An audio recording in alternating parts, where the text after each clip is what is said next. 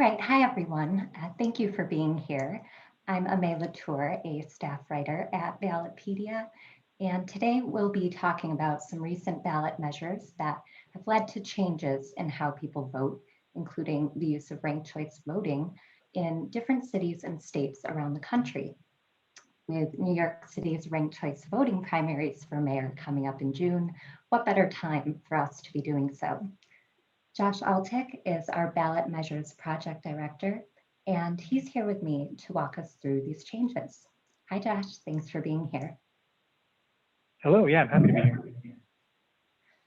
So we'd never be able to get to everything that's happened across the country last year or that's coming up just in the time that we have today. But could you start off by just giving us a quick overview of the ballot measures on elections policy in 2019 and 2020? Sure. Yeah, so in 2020, looking at the statewide level, 12 states approved 13 ballot measures related to election policy. This included things like campaign finance changes, election dates, election systems, which is what we're focusing on today, redistricting, suffrage, and term limits. In 2020, Ballotpedia also looked at ballot measures for voters in the top 100 largest cities. So there were 11 local jurisdictions that affected voters in those cities. And in those jurisdictions, 17 local ballot measures were approved that related to election policy in 2020. Some highlights that we'll get more into a little bit later. At the statewide level, there were 2 ranked choice voting measures. The Alaska measure was approved and the Massachusetts one was defeated. And at the local level, St. Louis voters passed Proposition D, which established approval voting. So we also saw 6 other smaller cities vote on and pass ranked choice voting measures. In 2019, as an odd year, there were a lot fewer measures on the ballot in general, but one highlight was the New York City ranked choice voting measure that we'll get into details on as well. All right, great, thanks for that. I was really intrigued by the St. Louis Proposition D because I had never heard of approval voting before this year. I found out that only one other place in the country uses approval voting, and that is Fargo, North Dakota. Right, yeah, Fargo passed a measure in 2018 to start using approval voting for municipal elections. And they used it for the first time in June last year. Neat. Could you tell us about how approval voting works? Sure. So in approval voting, voters can select as many candidates for office as they want to. And the candidate or candidates with the most total votes is the winner. So each vote on the ballot carries the same weight as there's no ranking involved. So a voter could select just their favorite candidate and their ballots would look very much like they do in normal voting, or they could choose their favorite candidate and a couple of backups, or they could even vote for all the candidates on the ballot except one, essentially casting a ballot against that candidate instead of for any of the other candidates. That's really interesting. So tell us about St. Louis Proposition D. In Fargo, I know the system uses just one election, right? And in St. Louis, there's still a primary and a general. Right, yeah, so Proposition D had 2 key provisions. It established nonpartisan elections and then a top 2 primary system using approval voting. So it affected elections for mayor, comptroller, and the board of aldermen. And under the system, the 2 candidates that received the most votes in the approval voting primary would then go head-to-head in the general election. Right. So I actually wanted to take a minute to talk about the mayoral primary in St. Louis, just to get a feel for what approval voting looks like in terms of election results. So 4 candidates ran and the top 2 advanced to the general election. That's going to be on April 6th. So in the primary, around 45,000 people voted, and those 45,000 people cast around 70,000 total votes. So that's an average of about 1.6 votes per ballot. And the candidate who got the most votes was Tashara Jones. 57% of voters picked her on their ballots, and she received 36% of the total number of votes. Kara Spencer was second. She was picked on 46% of the ballots, and she got 30% of the total votes. So there are just some different ways of looking at those primary results because of the voting method that they used. Yeah, that's really interesting. I hadn't looked too closely at results from an approval voting election yet. I think I expected the number of people to actually take advantage of approval voting and pick multiple candidates to be a little higher than that. Yeah, well, I mean, I can imagine that we could probably nerd out on approval voting all day, but let's shift focus to ranked choice voting. Yeah, there's a lot to look at there. Right. So just to give a very general summary of how that works, at least for single winner elections, as with approval voting, with ranked choice, voters can pick more than one candidate, but here they rank their choices, as the name implies.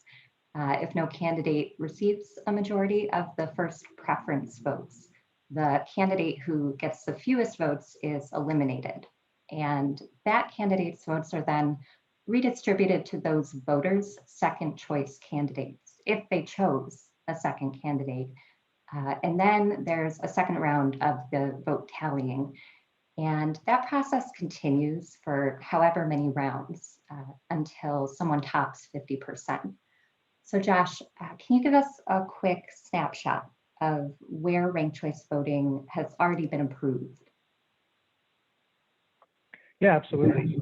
So in November, Alaska became the second state with a ranked choice voting election system for statewide elections when voters approved question 2 in November.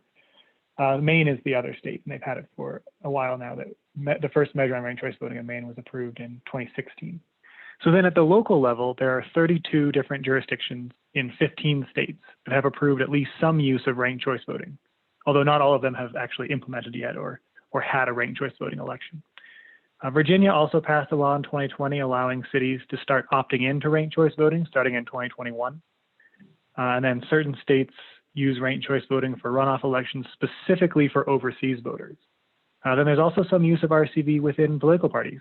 A variation of ranked choice voting was used in the Democratic 2020 presidential primaries in Nevada, Hawaii, Kansas, and Wyoming. It is also used by some state political parties to select party leaders. Wow, so that is a lot of variety there. You mentioned that Alaska recently became only the second state after Maine to have ranked choice voting for state level elections. Can you tell us more about Alaska question 2? Right, yeah, question 2 was a ballot initiative, as all 3 statewide measures we've seen so far have been. So it was put on the ballot through a signature petition drive. It was approved by a very narrow margin in November, less than 1 point, and it established ranked choice voting for general elections, including for Congress and president, and of course, state offices. But unlike Maine's system and the measure that was defeated in Massachusetts, Alaska's system does not use ranked choice voting for primaries. Instead, question 2 established the nation's first open top 4 primary. That means that all candidates in the primary will appear on the same ballot, and all voters will vote in the same primary, regardless of party affiliation. So candidates that are registered with a party can choose to have their party listed on the ballot if they want to, but they don't have to. They can be listed as not affiliated with the party. So the primary will work like top 2 primaries in California and Washington, but the top 4 candidates would advance to the general instead of just the top 2. And then ranked choice voting comes in for the general election. Wow, it's interesting how different the Alaska and the Maine ranked choice voting systems are. So of course, ranked choice voting at the state level is significant, but by far the most populous jurisdiction to enact ranked choice voting recently is New York City. Voters there have already used ranked choice voting this year for special city council elections on February 23rd and again yesterday. When did New York City enact ranked choice voting, and how does the system work there? Yeah, right. So 74% of New York City voters approved a measure in November 2019 to enact ranked choice voting. And it's specifically ranked choice voting for primary and special elections beginning in 2021. The charter amendment was one of the measures that was put on the ballot by the 2019 New York City Charter Revision Commission. So that revision commission was tasked with actually reviewing the entire charter and suggesting revisions. And they ended up putting 5 different ballot questions, which contained a total of 19 different changes or amendments on the ballot. So this measure was kind of a combination. It changed the timeline for city vacancies and city council redistricting, but the ranked choice voting provision was the one that got most of the attention leading up to the election. And at the time it was being considered, they were talking about a version that also included general elections with the ranked choice voting, but they ended up putting a measure on the ballot that just included ranked choice voting for primary elections and special elections. So the system allows voters to rank up to 5 candidates. So you can rank up to 5 candidates, and it applies to several different offices: mayor, public advocate, comptroller, borough president, and the city council. So we'll see that being used in primary and special elections, but then not in the general elections for those offices. Okay, thanks for that. So they can pick up to 5 candidates. We have a very large candidate field in the Democratic primary for mayor, more than 15 candidates as of yesterday. And the filing deadline for that race is tomorrow. Of course, it's going to be interesting to see how people actually vote. But even before that, it'll be interesting to see how candidates campaign within this new system. I was reading in 538, Alex Samuels wrote recently that a candidate is less likely to win just from support within their home borough. So you might see candidates, campaigning more in other boroughs than they normally might. Assuming that nobody gets a majority on the first round of voting, the candidates would, in that case, want to try to be the second or third choice for some voters. So that's just one possible effect of the new system. Yeah, I think it will be really fascinating to see if and how campaigns change their tactics. I'm also interested in following kind of how voters like the process and how they like the outcomes of the elections.